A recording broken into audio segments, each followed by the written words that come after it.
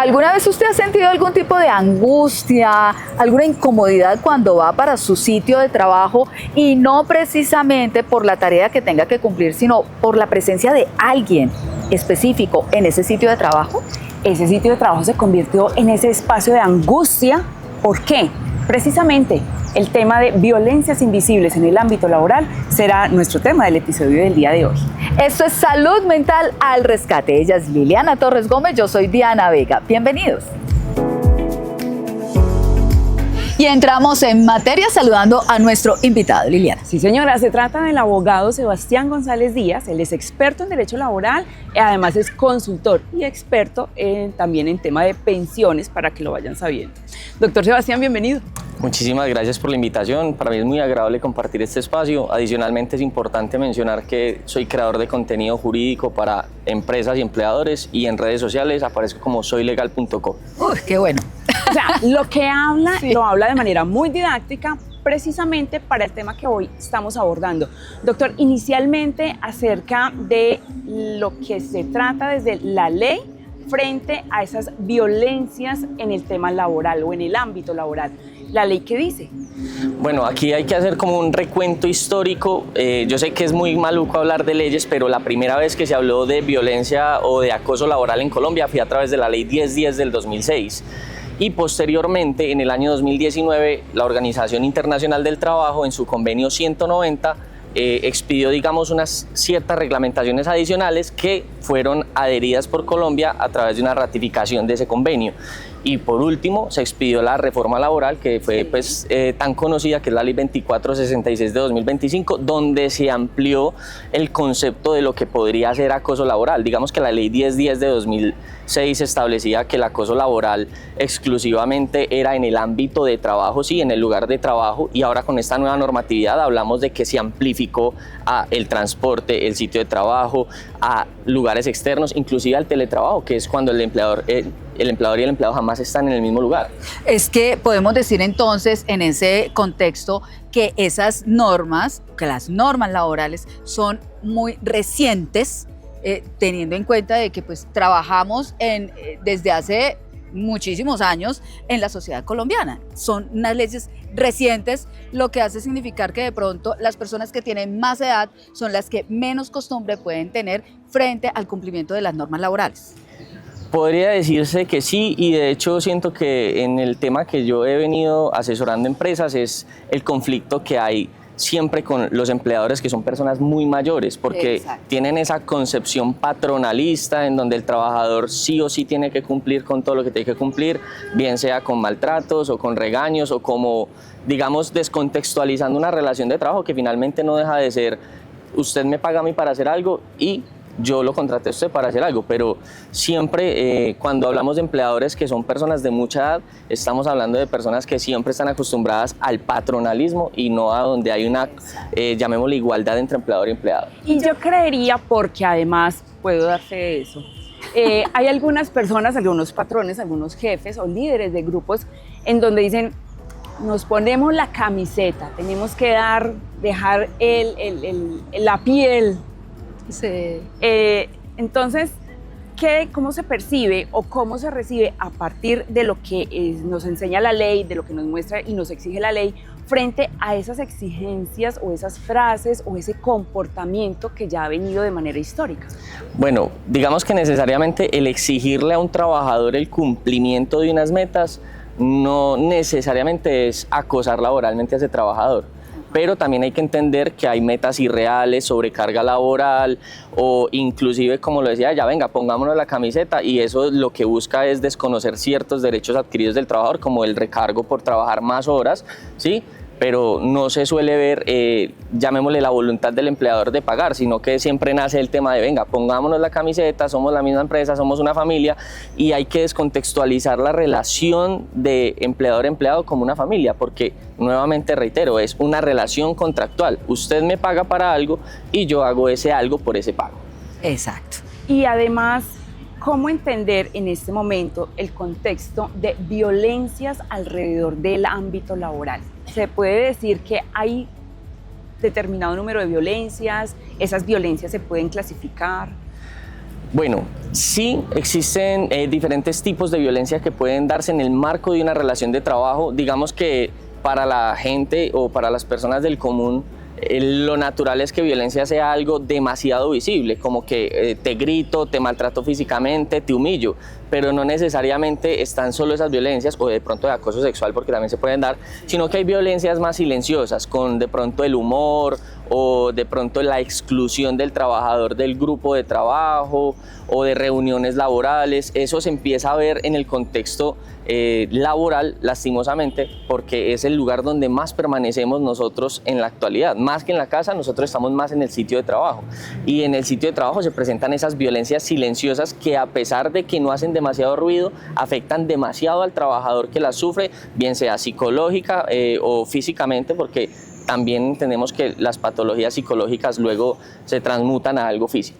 Que los afectan de manera emocional, que los afectan en su salud mental. Muchas violencias de estas ocultas que, doctor, han llegado a normalizar, o muchos llegamos a normalizar ciertos comportamientos. Usted decía, a través del humor, es a través del sarcasmo, a través de la ironía, que también se puede llegar a maltratar a una persona en el ámbito laboral. Totalmente, y eso es algo que hay que erradicar de la relación contractual de trabajo. Sí, o sea, uno obviamente, como permanece en el trabajo, digamos que se siente más cercanía, pero la cercanía no es una luz verde o una bandera verde para que usted pase por encima del respeto, que es lo que tiene que tener principalmente una relación de trabajo, de la dignidad humana, que es uno de los principios generales de una relación contractual de trabajo.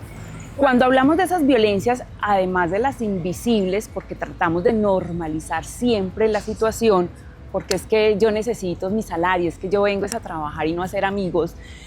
Esas violencias invisibles, ¿cómo puedo yo percibir que efectivamente existen, se están presentando en mi entorno? Bueno, eso es subjetivo, sí, eso es bastante subjetivo, porque hay personas un poco, llamémosle, más sensibles que otras, pero lo primero es identificar cómo me siento yo respecto a lo que está ocurriendo.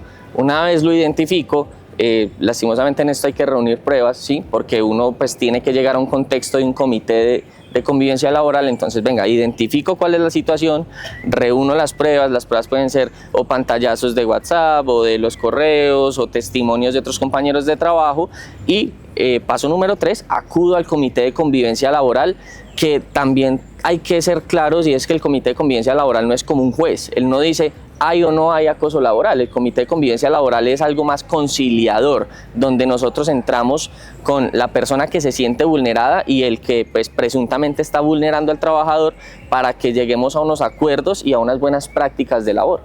Dentro de su experiencia, doctor, seguramente hay muchos casos que se presentan que de diferentes tipos de violencia, pero que en realidad ¿todas llegarían a afectar la salud mental de los trabajadores?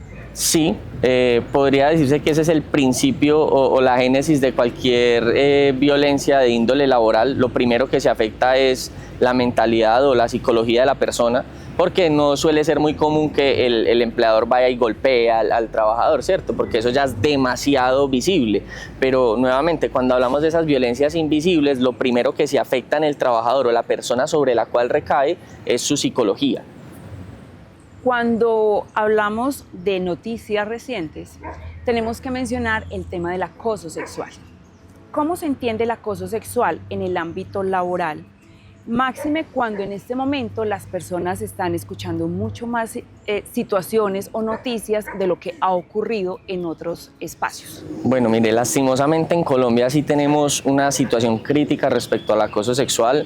Se da mucho, no solamente, pero se da mucho en situaciones donde eres situaciones verticales, donde tú eres mi empleador y tú mi subordinado. Entonces yo aprovecho esa posición dominante para acosarte, para hacerte invitaciones descontextualizadas de la labor, o hacerte de pronto ya temas más graves como tocamientos o sugerencias Y ese tipo de conductas no solamente son sancionadas por la ley laboral, porque pues en ese tipo de conductas tú debes acudir inmediatamente al Comité de Convivencia Laboral, sino que también hay una sanción penal por ese tipo de conductas. Entonces, si hay un acoso sexual por parte de un empleador, que no solamente tiene que ser a través de esa verticalidad, también puede darse de compañeros, contratistas, proveedores, tú lo que debes hacer es primero informarlo al Comité de Convivencia Laboral, y si el Comité de Convivencia Laboral pues no hace, llamémosle, su trabajo, que es como conciliar la situación, entonces acudir a las autoridades administrativas de vigilancia, como es el Ministerio de Trabajo.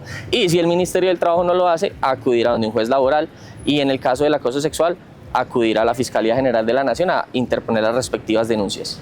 Desde el ámbito legal, doctor, expliquémosle por favor a nuestros seguidores, desde el ámbito legal, ese acoso sexual no es solamente palabras directamente de índole sexual, refiriéndose a partes íntimas, a situaciones, sino hay comportamientos que se pueden ver como lo mínimo, pero que también aplican como acoso sexual. Insinuaciones, comportamientos, miradas, también, ¿no? Sí, nuevamente, digamos que hay partes del acoso sexual que se pueden volver un poco más subjetivas, porque el tema de probar que me mira, o que de pronto me desea, ¿sí? Es un poquito más complejo, pero no es imposible. Y nuevamente ahí es que uno tiene pues esa red o ese grupo de apoyo de sus compañeros de trabajo, donde se puede brindar ese testimonio de que puede llegar a existir ese acoso. Y es que el acoso también puede ser una conducta tan simple, por decirlo así, como el yo ser insistente en salir con usted, en venga, todo el tiempo invitarla fuera del contexto laboral a que hagamos algo. El ser insistente y el no aceptar ese no por respuesta puede convertir esa conducta en no un cortejo, sino en un acoso. Y cuando tenemos compañeros o se nos presenta igualmente de manera personal la situación, hay una lista de chequeo, digamos, donde yo digo, se está presentando esto, ya tengo que acudir a pedir ayuda. Sí, lo primero que hay que hacer es alzar la voz, ¿sí? No se puede uno, llamémosle, quedar callado respecto a una situación que te incomoda. Lo primero es alzar la voz, acudir al Comité de Convivencia Laboral, que esa es básicamente la función que tiene ese comité, tratar de dirimir esas controversias que se dan al interior de la relación de trabajo.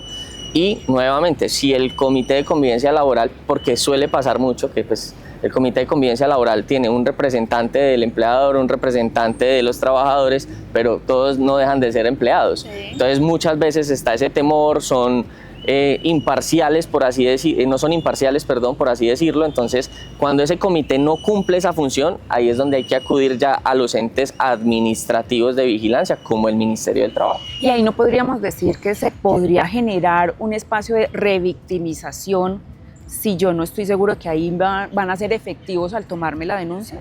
Sí, pero es un debido proceso. Sí, yo no puedo ir y demandar directamente. Lo natural es, primero lo tratamos de conciliar al interior de nuestra relación de trabajo. Si de cierta forma no se puede conciliar esa situación y no hay una corrección de la conducta, entonces yo sí debo de acudir al Ministerio del Trabajo. El Ministerio del Trabajo lo que va a hacer es investigar, pues vigilar la situación, y en el caso de pronto de que ellos verifiquen que hay conductas de acoso, pues imponer las respectivas sanciones al empleador, que finalmente para los empleadores no hay peor castigo que le toquen el bolsillo. Una vez les tocan el bolsillo, todo se corrige y todo se arregla.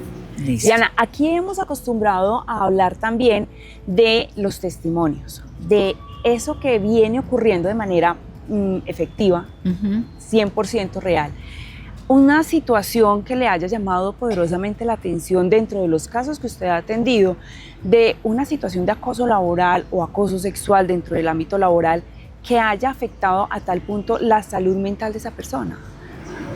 Pues mira, yo tengo el recuerdo de un empleado que estaba siendo acosado por sus creencias políticas, que eso también puede representar un problema para el empleador, pero por sus creencias políticas estaba siendo acosado por el empleador, estaba siendo excluido de las, llamémosle, actividades de la empresa. Entonces, cuando él entró a denunciar eso, y digamos que llevó sus testigos, lo primero que pasó es que el empleador a los 3 lo sacó, sin tener en cuenta que las personas que denuncian un acoso laboral, inclusive las personas que hacen parte de ese proceso como un testigo, tienen una protección constitucional especial, ¿sí? Son personas que tienen un fuero de estabilidad laboral reforzada por 6 meses posteriores al conocimiento de la queja. Entonces, ¿qué hicimos nosotros? Pues venga, si usted los sacó, se presupone, o la ley, llamémosle, supone que eso es en virtud a esa denuncia o en virtud a la participación dentro de ese proceso de acoso laboral, y por lo tanto se ordenó el reintegro de los 3 trabajadores. Entonces, el reintegro tiene unas consecuencias jurídicas que no son solamente volver a contratar, o más bien retrotraer la actuación y dejar al trabajador donde estaba, sino el pago de las prestaciones, de los salarios y de todo lo que él dejó de percibir durante ese tiempo. Señores, estamos hablando de acoso laboral y su injerencia dentro de la salud mental. Ya regresamos. Saralda, así vamos. Avanzamos en la financiación del Hospital Regional de Cuarto Nivel, un proyecto en el que la administración departamental invierte más de 700.000 millones de pesos. En marcha se encuentran las obras de su segunda fase para transformar la atención en salud del occidente colombiano. Departamento de Risaralda. Y volvemos con nuestro invitado especial, el doctor Sebastián González Díaz, experto en Derecho Laboral y Pensional. Doctor, estamos hablando acerca de esas violencias invisibles en el ámbito laboral, pero también hablamos acerca de las denuncias que podemos hacer cuando se están presentando esas circunstancias especiales. Cuando yo denuncio, ¿qué garantías tengo como denunciante para que no se siga presentando a partir de esa denuncia la situación que estoy denunciando? Exacto, perdóneme, yo me atravieso porque es que muy seguramente las personas que quieren denunciar que están siendo acosadas laboral o sexualmente puedan estar tratando de denunciar, pero tengan miedo a que después de la denuncia pues sigan en un contacto permanente con esa persona a la que están denunciando. Entonces, no es solamente perder el miedo a perder el trabajo, el miedo a perder su posición, su ingreso, sino también el miedo a que después de la denuncia sigan junto a la persona a la que están denunciando. Hay que hacer. Bueno, ahí realmente la ley no dispone como una participación, o no dispone cuál es la actuación correspondiente de sacar a este o mover a este, pero lo que yo, por ejemplo, suelo hacer con las empresas que yo asesoro es siempre promover una cultura organizacional que permita el buen desarrollo o el buen desempeño del trabajo. Si nosotros tenemos una conducta de acoso laboral o un problema de índole laboral entre 2 trabajadores, pues lo que trato de hacer yo es recomendarle al empleador, venga, mientras tanto, movámoslos mientras se surte todo el proceso ante el Comité de Convivencia Laboral, mientras ellos pues tratan de conciliar sus diferencias, movámoslos, tengamos disponible otro puesto de trabajo, o miramos cuál es la forma en la que no revictimizamos a la persona que denuncia, porque es que eso es lo más importante, no revictimizar al denunciante. Y ya cuando me hablas de perder el trabajo, recordemos el concepto de estabilidad laboral reforzada por el fuero del acoso laboral. Cuando yo denuncio ese acoso, cuando yo interpongo la respectiva queja ante el comité, yo ya gozo de una protección constitucional especial y pues en teoría no me podrían sacar del trabajo. Digo en teoría porque pues igualmente la gente hace lo que quiere y resulta despidiendo a los trabajadores, pero eso tiene unas consecuencias jurídicas que pues eso ya será algo que el abogado entrará a tratar dentro de un proceso. Y aunque usted ya lo ha mencionado, reiteremos para quien nos esté viendo acerca de ese paso a paso, de lo que yo debo hacer primero si conozco de un caso o si yo misma soy víctima de esa violencia. Bueno, lo primero, identificar el problema o lo que lo conflictúa a usted. ¿Sí? Yo identifico el problema y cuando identifico el problema lo que voy a hacer es reunir las pruebas, que es el paso número 2. ¿Las pruebas para qué? Para poder que el Comité de Convivencia Laboral efectivamente pueda evidenciar que existe esa conducta de acoso. Y ya lo tercero que yo haría es presentar la queja ante el Comité de Convivencia Laboral y ya ahí pues empezaríamos como ese proceso conciliador. Hay algo que me gusta resaltarle a mí a las empresas y resaltarle a las personas que asesoro, y es las conductas de acoso laboral antes tendrían que haber sido repetitivas y demostrables, es decir, con una sola vez que pasara yo pues en teoría no podía ir y presentar la queja, pero ahora con la expedición de la ley 2466 eso cambió y ya la conducta no necesariamente puede ser repetitiva, con que ocurra una vez y eso vulnere al trabajador, yo ya tengo esa posibilidad o esa potestad de ir a presentar la queja. ¿Y las pruebas? la reúno, porque finalmente si estamos al interior de la organización, nosotros podemos grabar, ¿sí? A veces las personas dicen, no, es que todas las grabaciones que no sean consentidas son ilegales. Exacto. Pero si estamos dentro del marco de una relación de trabajo, esas conversaciones no son ilegales. Además que una conversación que se da entre dos personas, yo estoy autorizando esa conversación. Exacto. Entonces se puede dar, y más porque es para demostrar una conducta que es, en este caso, tipificada como acoso laboral. Y me surge una duda en este momento, doctor González, y es que el acoso laboral, sexual, en un ámbito laboral, debe ser denunciado exclusivamente por la víctima. Yo como compañero de trabajo puedo ayudar o puedo también denunciar el acoso que un subalterno, que un compañero, que una amiga o amigo en el trabajo esté siendo víctima. Realmente la ley no dispone quién puede o quién no puede. Ajá. Pero yo recomiendo venga, si usted es empleador y recibe una denuncia por la parte que no es el sujeto pasivo de esa conducta, es decir, el directamente afectado, igualmente usted inicie con todo el protocolo del acoso laboral. Venga, reúna al comité, reúna a la persona, reúna al que pues está perpetuando la conducta y procuren conciliar el tema. Sí, pues en el derecho hay algo que se llama legitimación en la causa, ¿sí? En este caso es quién está legitimado a hacer qué. Yo soy el que sufre la conducta, yo estoy legitimado a denunciar o interponer la queja. Pero en este caso que podemos hablar de personas que tienen afectaciones psicológicas o que sienten temor, pues cambia un poco la situación, y nosotros dentro de las empresas que asesoramos lo que recomendamos es igualmente tome la denuncia y actúe. Porque es que hay personas que ante el acoso y ante el maltrato laboral se aterrorizan por perder su ingreso, por perder su posición, se aterrorizan y se paralizan y no son capaces de reaccionar y tomar decisión. Diana, incluso hay empleadores, ni siquiera es el empleador directo, puede ser un director de departamento que está generando una situación de estrés tal que genera un estrés laboral. Exacto. Ya diagnosticado por la ARL, que es donde corresponde ese diagnóstico, pero tampoco hacen nada. Exacto. Entonces es una circunstancia muy difícil de procesar para esta persona que está sufriendo y que está afectándolo también en su salud mental. ¿Qué mensaje entregarle, doctor Sebastián, a las empresas y a los trabajadores sobre este tema de violencias? Bueno, mire, pues ya que hablamos aquí de patologías de origen laboral, es importante entender algo. Cuando no es un accidente, ¿cierto?, que es evidente que es del contexto laboral, sino que es una enfermedad que, llamémosle, buscarle el origen es un poco más complejo, lo primero que se hace es diligenciar ese FUREL, que es un formato único de reporte de enfermedad laboral. ¿Para qué? Para determinar si efectivamente yo tengo, por ejemplo, un burnout, que es una patología de origen laboral, o de pronto no es laboral y es común. Entonces, ese es como el primer paso, determinar cuál es el origen de la patología, y cuando eso ocurre, pues el médico tratante, porque es que aquí hablamos también de no solamente el contexto del trabajo, sino el contexto de la salud. El médico tratante lo que va a hacer es pues darme unas restricciones a mí, sí, unas restricciones de pronto de modo, tiempo de trabajo o pausas activas diferentes, y esas restricciones son de obligatorio cumplimiento para los empleadores. Inclusive a veces hacen algo que son recomendaciones, y las recomendaciones, pues si bien no son obligatorias, mi consejo a los empleadores es, venga, usted tiene que tener una cultura de prevención de salud respecto a sus trabajadores. Un trabajador que no tiene, llamémoslo, o no goza de una buena salud mental, es un trabajador que no va a tener una buena productividad. Entonces, siempre es cultura de prevención con la finalidad de que esos trabajadores estén bien y al mismo tiempo mi empresa esté bien.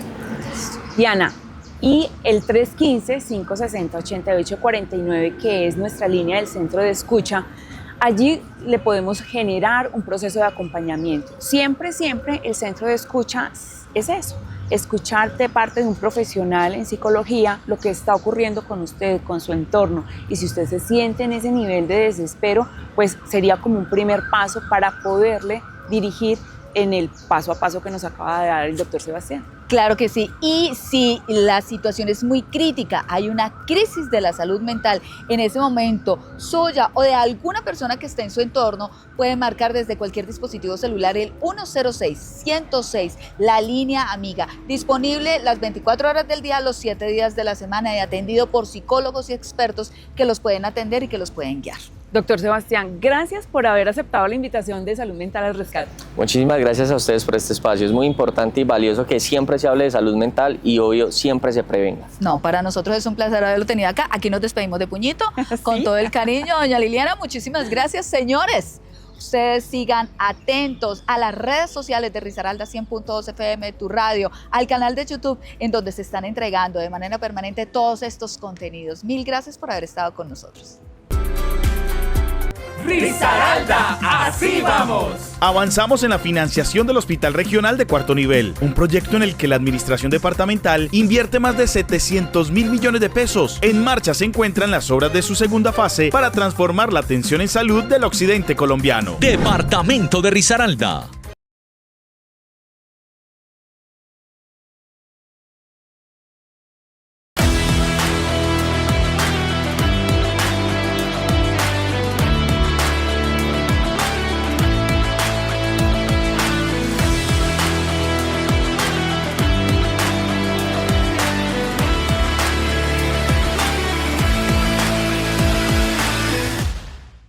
Hace 2 años, el alcalde Mauricio Salazar asumió un gran compromiso con los pereiranos: renovar y modernizar la infraestructura de Pereira. Y hoy el balance es histórico. Se han rehabilitado 680 kilómetros de vías rurales. Se han renovado más de 204.000 metros cuadrados de vías urbanas. Se han realizado más de 300 mantenimientos a parques, escenarios y equipamientos públicos. El amor se demuestra con hechos. Alcaldía de Pereira. Pereira crece porque cuando soñamos en grande, construimos en grande. Bajo el liderazgo del alcalde Mauricio Salazar, la ciudad marca un hito con la construcción de la intersección Corales, la primera intersección de 3 niveles que se eleva como símbolo de progreso. Más de 350 metros que conectarán a los pereiranos. Estamos en obra y el avance es real. El alcalde Mauricio Salazar lo prometió y lo está cumpliendo. El amor se demuestra con hechos. Alcaldía de Pereira. Cuando cae la noche en Pereira, los parques no se oscurecen, se transforman. Hoy iniciamos el cambio de luminarias en los parques de la ciudad. Agradecido con la alcaldía porque agregaron una mejor iluminación a la cancha.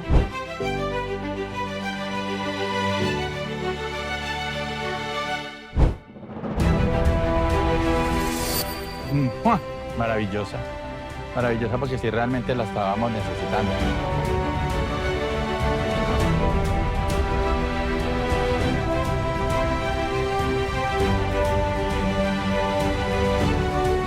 El amor se demuestra con hechos. Alcaldía de Pereira.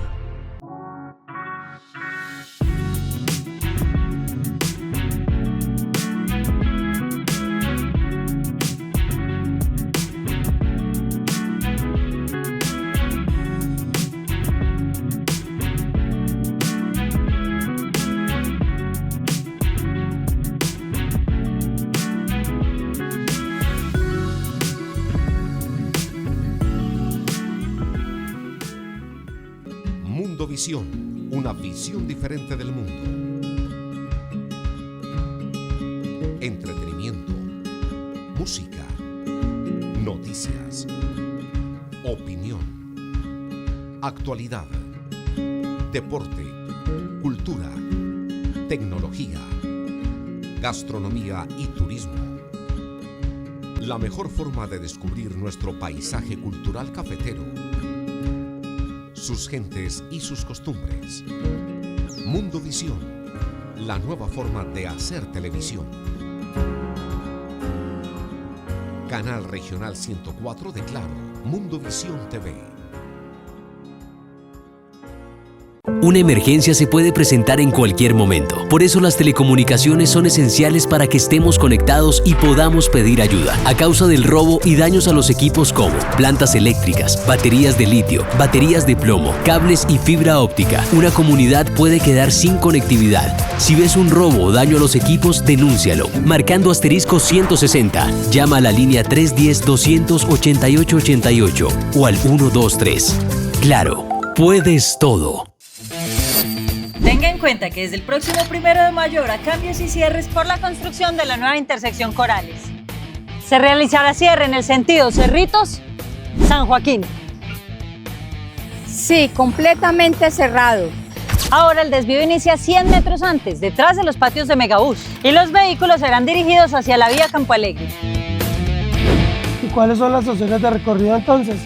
Hacia Cuba y hacia el centro por la 76, conocida como La Carrilera, pero si usted va para San Joaquín, métase por todo el mar.